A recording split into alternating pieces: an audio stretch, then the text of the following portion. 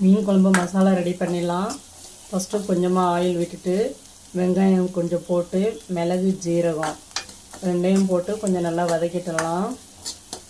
எப்பொழுதுமே மிளகு ஃபஸ்ட்டு போடாதீங்க, வெடித்து கையில் எண்ணெயெல்லாம் தெறிக்கும். வெங்காயம் போட்டுட்டு மிளகு போடுங்க. நல்லா வதங்கட்டும். கொஞ்சம் வெங்காயம் கொஞ்சம் வதங்கிடுச்சு. உங்களுக்கு தேவையான தேங்காய் பூண்டு கொஞ்சம் சேர்த்துக்கலாம். இதையும் சேர்த்து நல்லா வதக்கிடலாம். வெங்காயம் நல்லா வதங்கிடுச்சு. இப்போ கொஞ்சமாக தக்காளி போட்டுக்கலாம். தக்காளி நல்லா வதங்கட்டும். 1/2 கிலோ மீனுக்கு தாங்க இப்போ நம்ம மசாலா ரெடி பண்ணுறோம். நல்லா வதங்கிடுச்சு. இப்போ ஆறட்டும். குழம்பு தாளிச்சிடலாம். எண்ணெய் காஞ்சிடுச்சு. கொஞ்சம் வெந்தயம் கடுகு போட்டுடலாம். கடுகு வெடிக்கட்டும். வெந்தயம் வெடிச்சிருச்சு. கருவேப்பிலை போட்டுடலாம். கொஞ்சம் பூண்டு, சின்ன வெங்காயம் பொடிசாக கட் பண்ணது எல்லாம் நல்லா வதங்கட்டும். வெங்காயம் நல்லா கருகிற சேர்த்து வதங்கிச்சு பாருங்கள். இப்போ கொஞ்சம் தக்காளி போட்டுடலாம். தக்காளி நல்லா வதங்கட்டும். தக்காளி நல்லா வதங்கி சுருண்டு வந்துருச்சு. இப்போ மிளகாத்தூள், தனியாத்தூள், மஞ்சத்தூள் போட்டுடலாம்.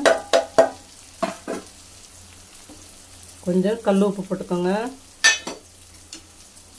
ஒரு கிளறி விட்டுருங்க. ஒரு கிளறி விட்டுட்டு தேவையான புளி கரைச்சல் ஊற்றுங்க. புளி கரைச்சல் எப்பொழுதுமே வந்துட்டு உங்களுக்கு திட்டமாக ஊற்றிக்கோங்க. நல்லா குழம்பு கொதிச்சு சுண்டி வரும்பொழுது வாயில் வச்சு பார்த்துட்டு மீடியம் புளிப்பாக இருந்துச்சுன்னா குழம்புக்கு டேஸ்ட்டாக இருக்கும். ரொம்பவும் புளிப்பாக இருந்துச்சுன்னா குழம்பு புளிப்பு எடுத்துருங்க. அதை கரெக்டாக பார்த்து போடுங்க. தேவையான தண்ணி ஊற்றி குழம்பு வந்து நல்லா சுண்டி கொதிஞ்சு வரட்டும். மசாலா நைஸ் பேஸ்ட்டாக அரைச்சாச்சு. குழம்பு கொதிஞ்சிட்ருக்கு. மசாலையும் போட்டு நல்லா கலக்கி விட்டுடலாம்.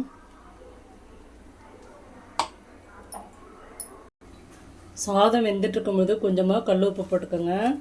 அப்போ தான் உங்களுக்கு சாதத்துக்கும் குழம்புக்கும் நல்லா டேஸ்ட்டாக இருக்கும். சாதமும் சீக்கிரம் கெட்டு போகாது. குழம்பு நல்லா கொதிஞ்சு சுண்டி வந்துருச்சு பாருங்கள். நல்லாவே தெரியுது, எண்ணெய் பிரிஞ்சு வருது. இப்போ உப்பு காரம் வாயில் வச்சு டேஸ்ட்டு பார்த்துக்கோங்க. சூப்பராக டேஸ்ட்டாக இருக்குதுங்க. இப்போ செங்கால மீன் தாங்க நம்ம வாங்கி க்ளீன் பண்ணி வச்சுருக்குறோம். எல்லாத்தையும் ஒவ்வொரு மீனாக எடுத்து ஒவ்வொரு சைடாக வச்சிடலாம்.